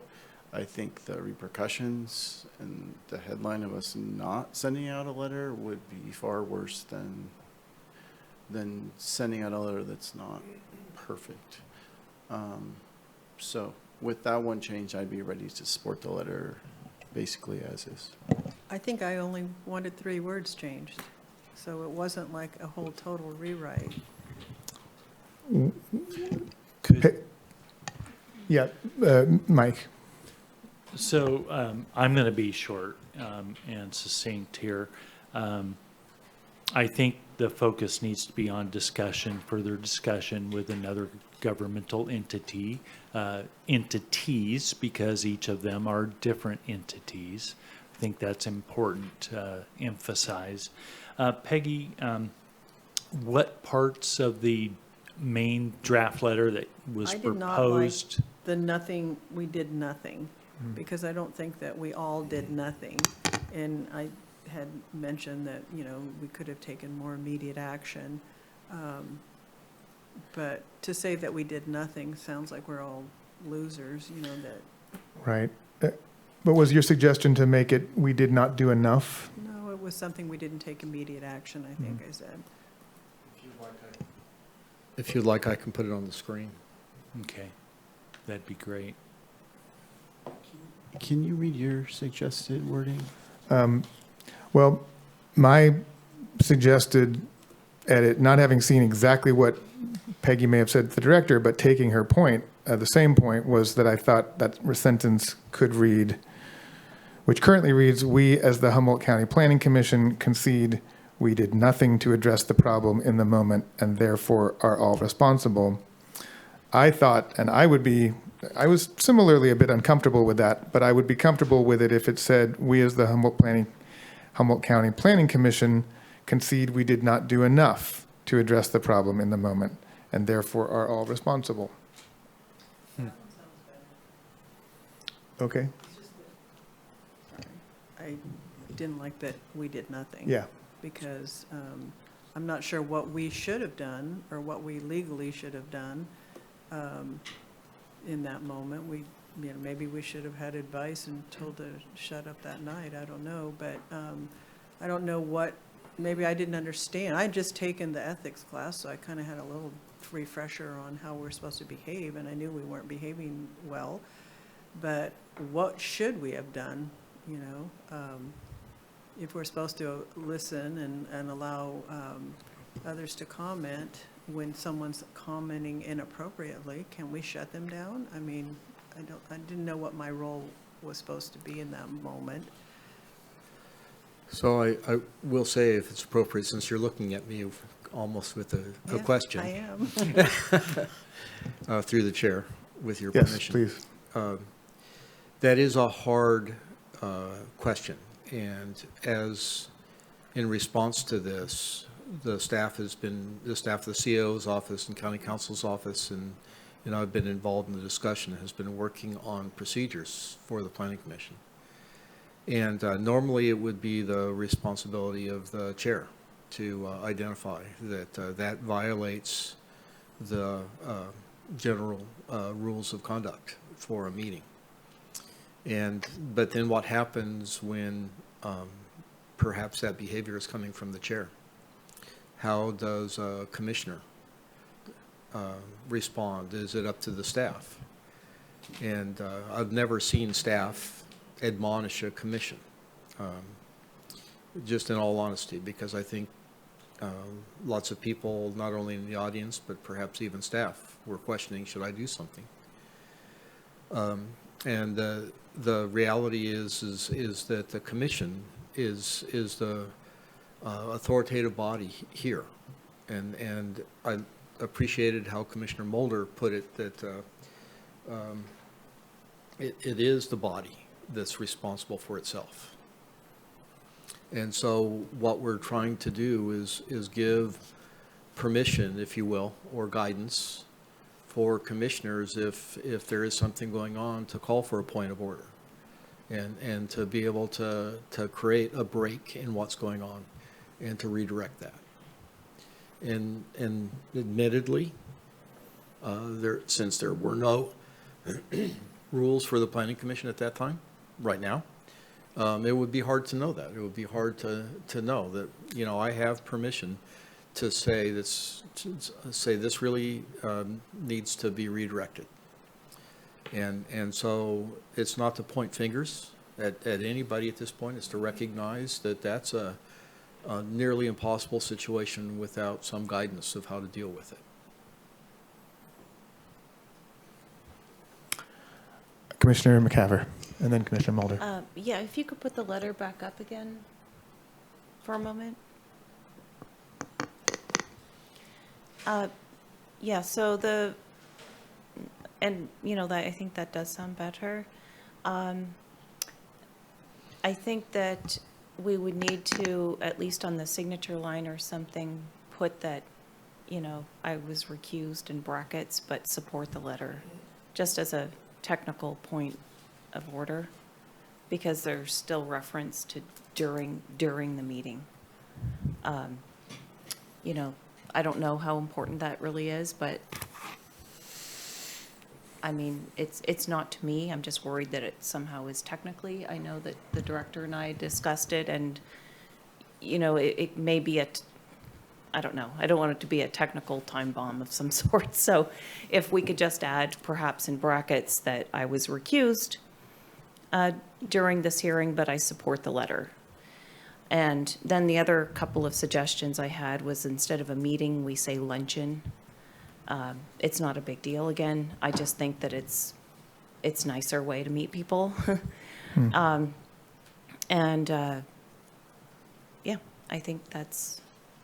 Oh, and the examples I had, you know, offered that maybe we could show that, you know, we're trying to move towards improving at least the protection of cultural resources by requesting a couple of, you know, maybe improvements. we as a board need to understand the laws. There are laws that we need to follow in terms of protection of resources. It's just not you know, you made a mistake, you know, that's how things go. I mean, there are actual laws that we're following, and that, you know, that night, that didn't seem to come across very well.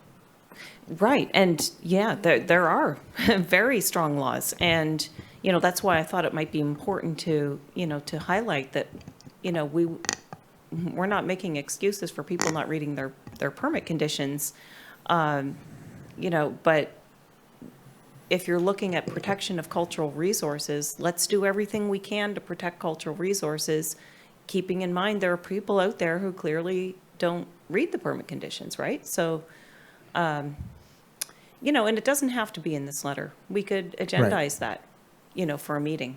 So that's it. Thank you. I want to recognize Commissioner Mulder, and then I'd like to speak for a moment before I get back to you, Commissioner Mitchell. So I wanted to piggyback on what Peggy was saying, asking the question directly to staff, and, you know, I feel guilty by not saying the point of order myself as well. But part of the other reasoning is, maybe a month ago or a month before that meeting, I had emailed the chair and the director asking for rules, because I've always been very rule orientated and what's the process and those kind of things. And but that's when I found out there was no rules or regulations for the way in which we govern. So it kind of throws all the training that I've had for other governing entities out the window. So, Okay. as I said, though, I'm as a governing body, I'm here and support it. Thank you. Well, let me just speak up briefly in defense of this letter as drafted. I'm willing to make whatever willing to support, you know, other edits if individual commissioners would like to see them. Specifically, you, Commissioner McCaver, I mean, like Thomas said, I see this as just us speaking as a body. And I will take ownership of the fact that was my suggestion about how we do it, that I gave to Director Ford when we met with him, that it just be sort of written as a body collectively, and that it seemed easier, and not just easier, it seemed more mature and more forceful if we not try to parse out one of us having been the offending party and the others had done something different or maybe didn't do anything. I just thought that, kind of as Thomas said, you know, we're all part of this body. We're all therefore responsible for it. I personally didn't feel I had a problem with us just signing this as a collective apology. For my own part, I think even if I were absent from the meeting, I would feel that it was not inappropriate for me to sign the letter just to speak as one body. Now, it's fair to raise the question of whether, you know, you as someone who was recused in the meeting should be treated differently, and I think ultimately that's your right to have us put that in the signature line. It's your signature after all. So if that's what makes you comfortable to put some simple language there that says you were recused, but that you support it. Yeah, that was not at all what I was getting at. So I feel entirely comfortable with the letter. I'm 100% comfortable signing the letter.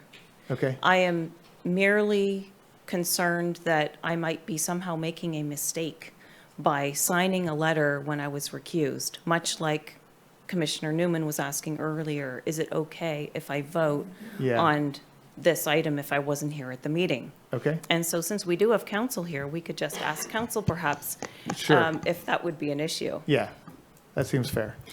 The premise that I spoke to earlier, that's just regarding meeting minutes. It's a Robert's Rule of Order. It doesn't speak to issues like this. Right.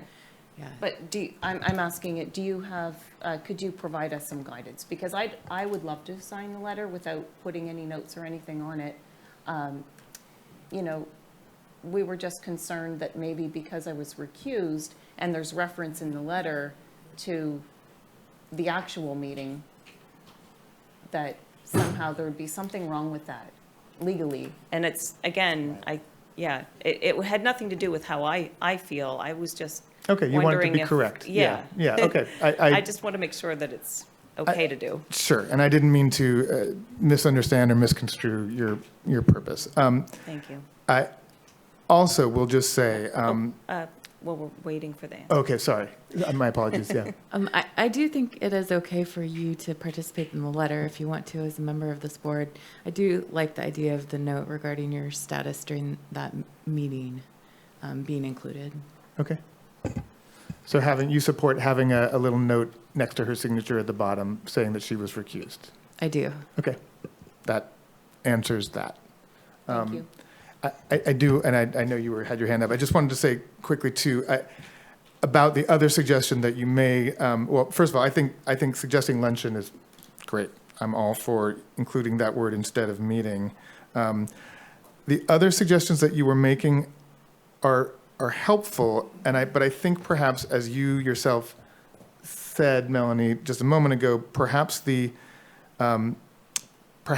idea of communicating what else we're doing or have done or think ought to be done regarding permits and procedures around permits would be better fitting in another letter, because I think it's better if we keep this kind of pretty short and to the point and focused on this apology that we're issuing.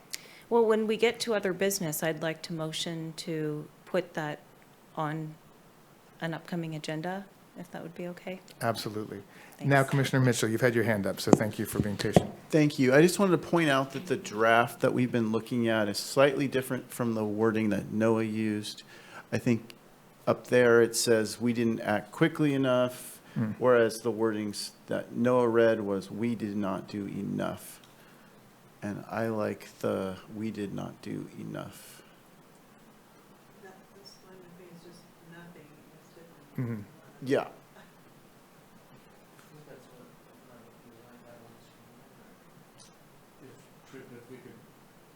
Tripp, if we could bring this back up.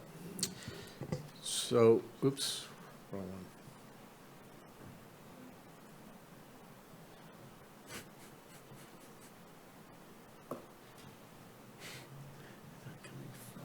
That's from this, I guess, yeah, could turn that off.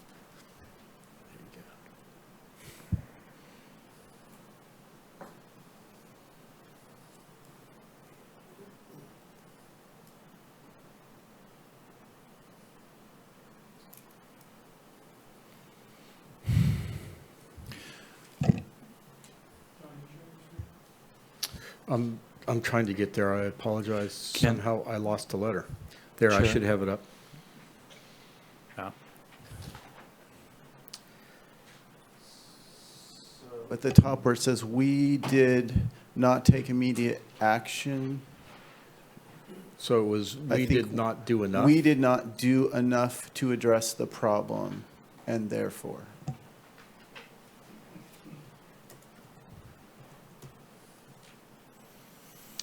Would you, did somebody want to strike in the moment? Okay, we did not do okay. So strike in the moment, but we did not do enough to address the problem and therefore are all responsible. Mike, you have your hand up. And then I just wanted to bring up and ask and take temperature with the rest of the commission about the words racist and biased, and just leave insensitive in there. What are the feelings of the rest of the commission about those? Yeah, I'd like a legal opinion on that one. I mean, does that put us in some legal jeopardy? I think insensitive is enough there, in my opinion, but that's why I'm trying to take the temperature of all and then.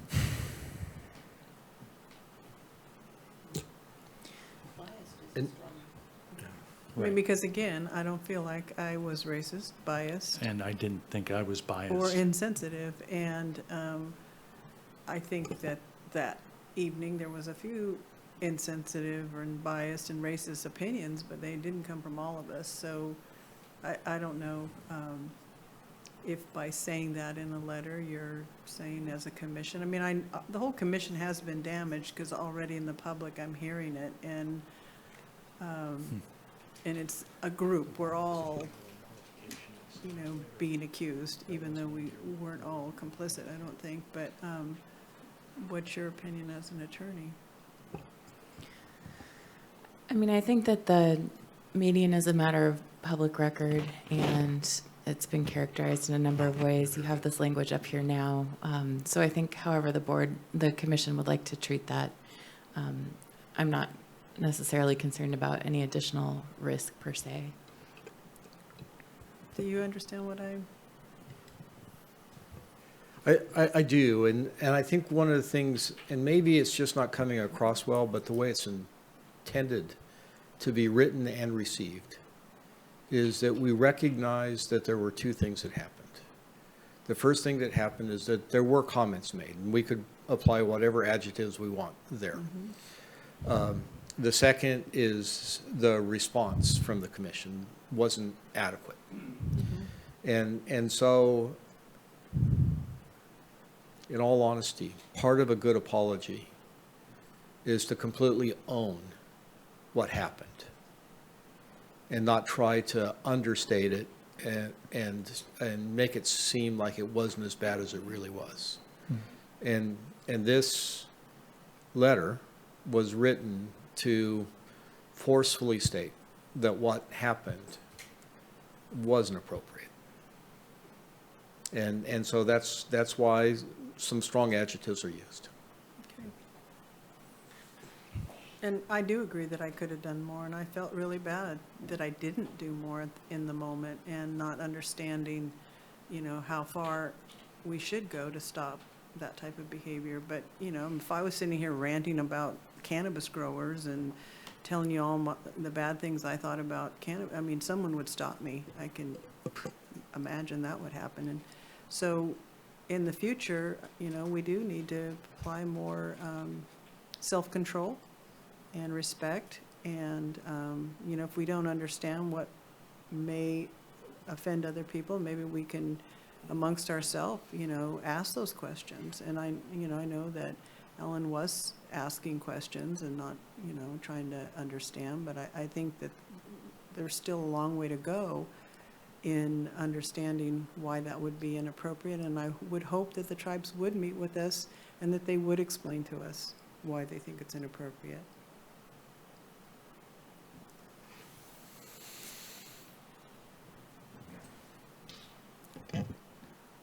Further thoughts on that point, on that question about the adjectives that we're using here? Yes, Thomas.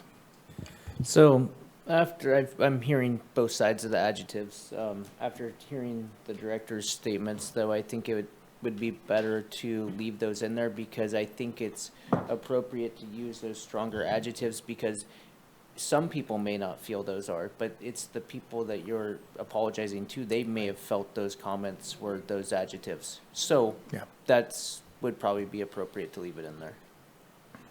I would second that.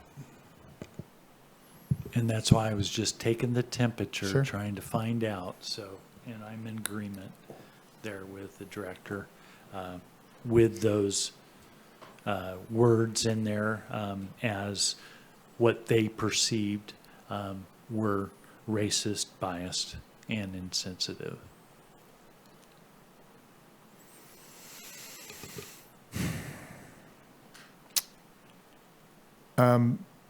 Well, I really appreciate the way we've been able to conduct this discussion.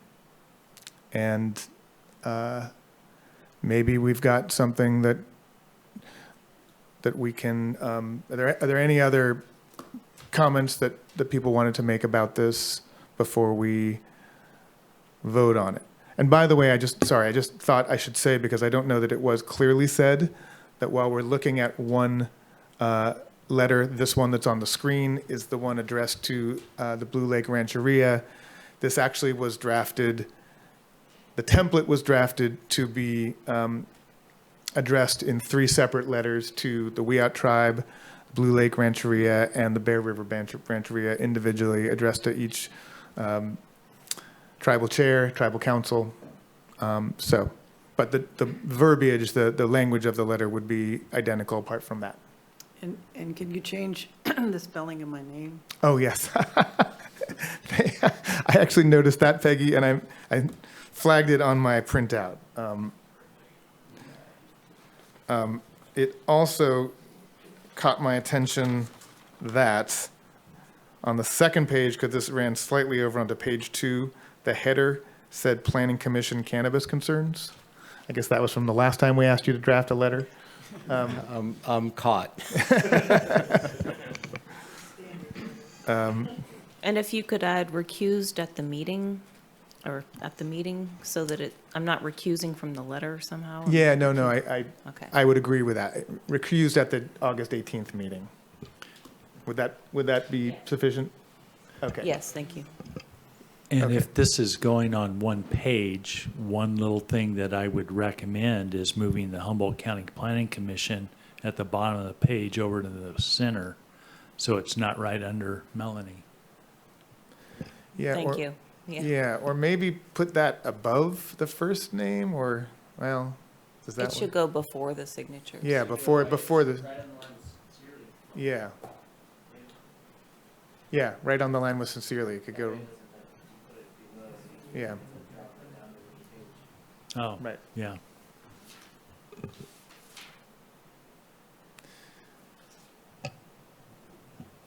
Now, do we just need to give you direction to finalize and bring for our signature, or do we need to take a roll call vote? Well, if we have made these edits, I mean. Yeah, I mean, it seems to me just procedurally, but tell me if I'm wrong, Director Ford, but since we have this as an agendized item, the letter in substantially this form was made public, we've made these few edits in public, we could choose to approve it and finalize it tonight, could we not? Yes, you could. If you gave us a few minutes, we could probably even make the changes and print it and have you sign it, but I wouldn't want to do that in live session. Okay, yeah. Sure, Commissioner Mulder. So I would make a motion to approve the letter on the screen here with these edits that we've agreed upon, and go for a roll call vote hopefully on it, and then I would assume is we could adjourn the meeting as long as we didn't talk about things, we could just wait to sign the paper. Just a thought. That work, council? Okay. Yes. Direct staff. And before we adjourn, but after we complete this item, Commissioner McCaver, I'm sorry, McAvoy. I'll talk to you offline about that. It's McCaver, but it's fine. It's McCaver. I know you've been very tolerant. Pronunciations. I get it confused because I spent the first couple or more years hearing it said one way and then only later learned that it was being mispronounced serially. So Commissioner McCaver had another item that we wanted to discuss as new business for next meeting. So, but should we do that? Well, I was After- suggesting that we should take complete this, take a motion, Yes. have a vote, And and then- then, while we give the staff a moment to implement those changes, we could discuss the other item. If that's okay? Yeah, Okay. that sounds fine, but I think that staff didn't want to leave a running meeting, and so we would still need to take a break. Fair enough. Okay, so we'll take a break then. Let's, can I get a motion on the approval of this letter as edited? That's from you? And I'll second. Okay, we have a motion and a second. Who made the motion? Mulder? Thomas. Tripp, could I get a roll call vote? Peggy O'Neill, Yes. Alan Bonjo, Yes. Noah Levy, Yes. Mike Newman, Yes. Brian Mitchell, Yes. Thomas Mulder, Yes. and Melanie McCaver. Yes. Motion carries unanimously. Shall we take a brief recess to process this and then come back and reconvene for a final brief discussion of another item? Well, you really don't have a discussion. You just are asking to agendize a discussion. Okay. But we want to take a recess first? I Or- think that what or- we could do is just have Misa motion to add the item. Okay. And then we could motion to adjourn, or you can just, as chair, just Adjourn, adjourn the meeting. yeah. And then we can sign the letter because it's all been Okay. dealt with now. Okay, Right. it's all been dealt with, so we don't need to go into recess. Okay, So so I- then, So I would like to motion that we agendize a discussion on ways that we can improve cultural resources protection. Specifically, through perhaps making it more apparent in the permit conditions what the expectations are, what the requirements are, and what the violations are, and have that be on a separate page. And also, second item would be to ask staff to let us know what the current monitoring and enforcement schedule is, in particular for projects that do have cultural resource concerns. okay, that was in the form of a motion, I believe? Oh, sorry, it's just I think. Direction. Yeah, I think for getting something on the agenda, we don't necessarily need to take a vote on it. No. Well, You just need the you can't, majority. yeah, you just need to have the Just a commission discussion of the be majority. in agreement on it. One commissioner can't give direction to staff. Fair enough. Okay, so I think given that it is helpful that you made it as a motion, and I see your hand up is up. Commissioner Mulder, would you like to speak to that motion?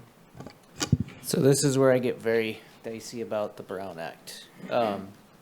I've asked in multiple meetings, there's actually no way to even have this discussion because we have the draft letter and then we have adjournment and then next meeting.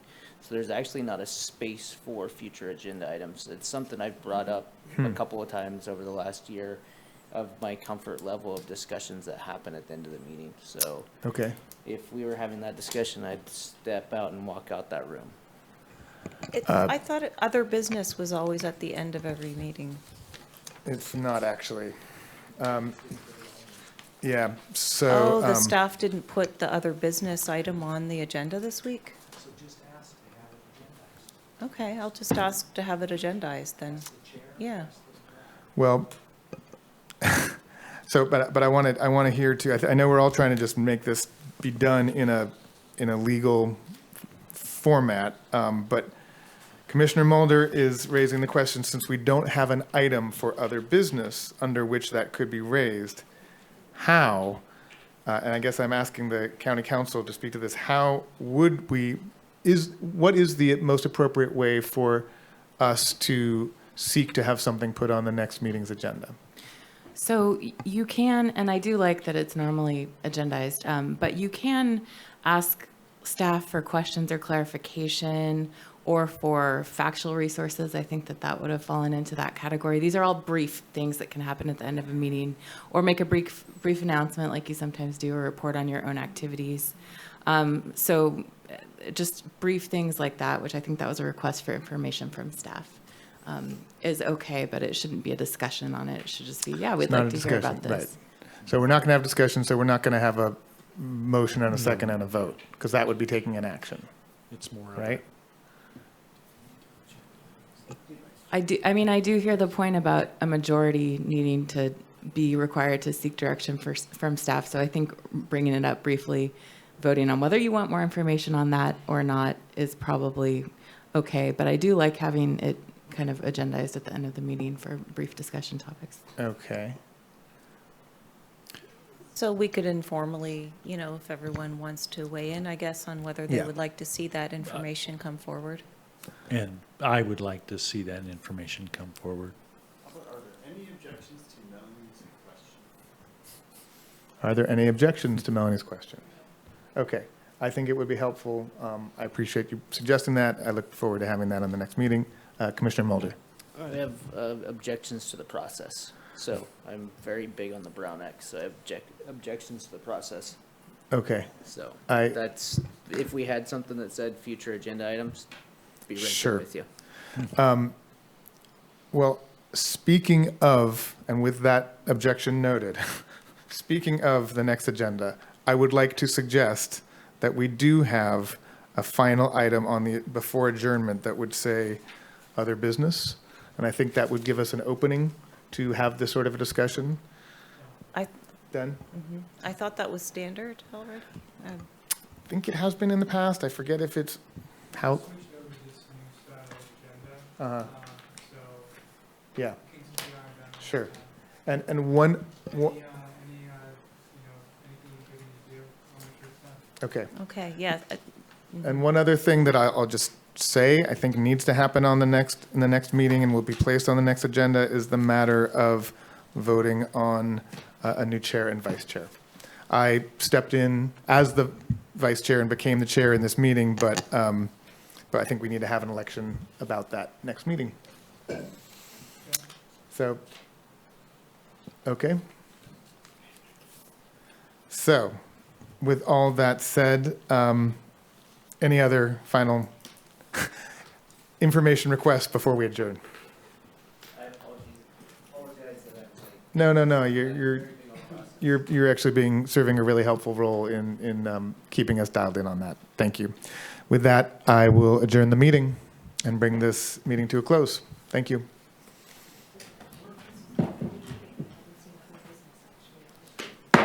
Usually it Recording does. stopped.